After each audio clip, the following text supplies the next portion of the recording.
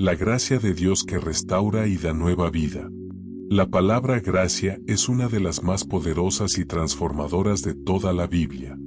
Hablar de la gracia de Dios es hablar de su amor inmerecido, de su favor que no se puede comprar ni ganar, y de la oportunidad que nos da de comenzar de nuevo cuando todo parece perdido. La gracia no es simplemente un concepto teológico, es la realidad que sostiene nuestra vida cristiana y la razón por la cual hoy tenemos esperanza. Libro abierto Efesios 2, 8-9, porque por gracia sois salvos por medio de la fe, y esto no de vosotros, pues es don de Dios, no por obras, para que nadie se gloríe. La salvación no depende de lo que hacemos, sino de lo que Cristo ya hizo en la cruz. La gracia es el regalo divino que nos rescata, nos transforma y nos sostiene hasta la eternidad. ¿Qué es la gracia de Dios?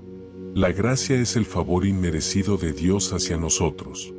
No la merecemos, no la podemos pagar, y sin embargo, nos es dada abundantemente. Es mucho más que perdón, es poder para vivir una vida nueva, libre de cadenas y llena de propósito.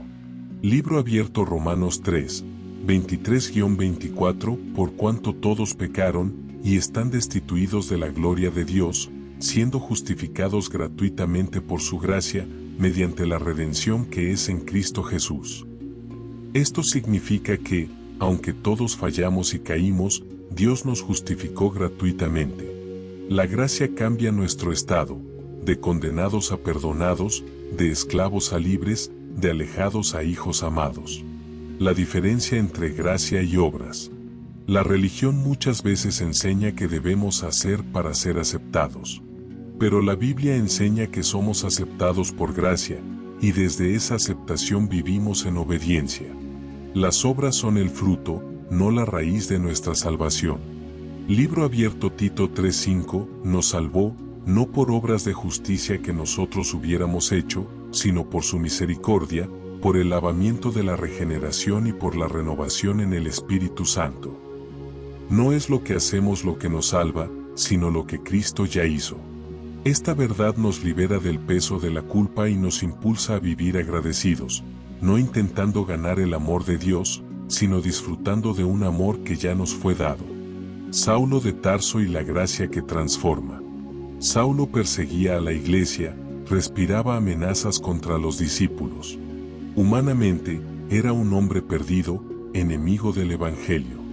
Pero en el camino a Damasco, la gracia de Dios lo alcanzó. Esa gracia no solo lo perdonó, sino que lo transformó en el apóstol Pablo, uno de los más grandes predicadores de la historia. Libro abierto 1 Corintios 15:10, pero por la gracia de Dios soy lo que soy, y su gracia no ha sido en vano para conmigo, antes he trabajado más que todos ellos, pero no yo, sino la gracia de Dios conmigo. La gracia no solo restaura, también capacita. Pablo no podía atribuirse nada, todo era fruto de la gracia de Dios que lo levantó y le dio una nueva vida.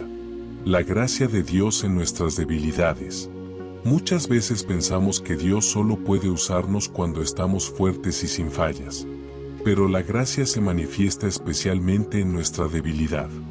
Libro abierto 2 Corintios 12:9, y me ha dicho, bástate mi gracia, porque mi poder se perfecciona en la debilidad. Esto significa que no tenemos que fingir ser perfectos. Dios conoce nuestras fallas y, aún así, derrama su gracia. Donde tú ves fracaso, Él ve la oportunidad de mostrar su poder.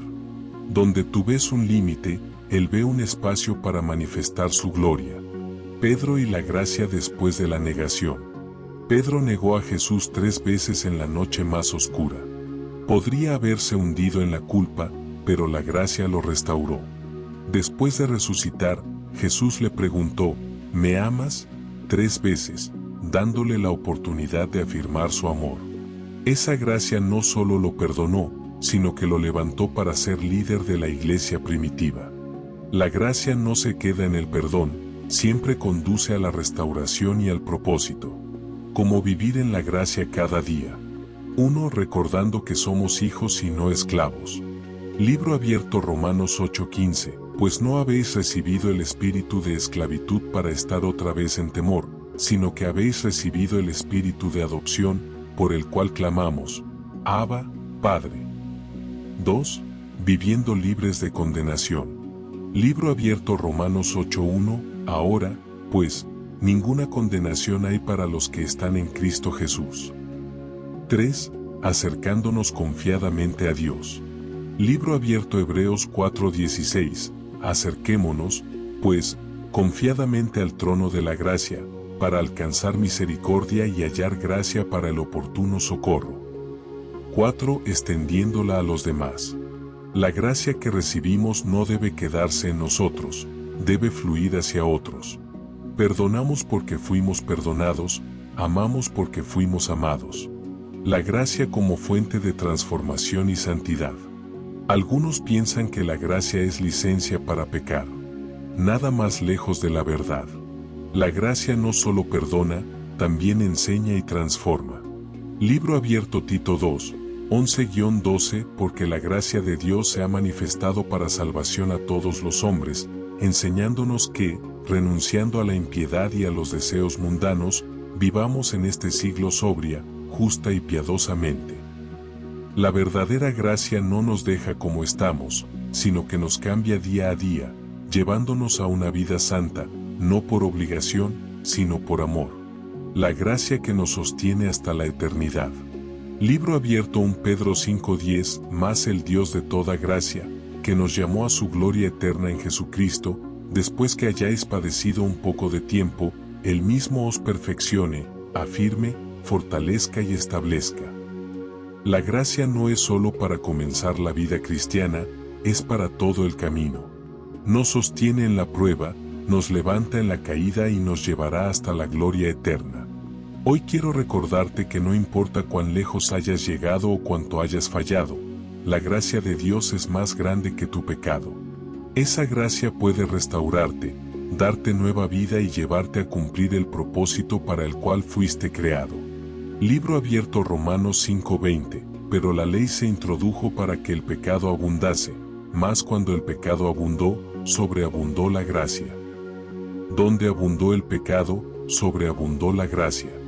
Esa es la buena noticia que cambia tu día y tu vida para siempre.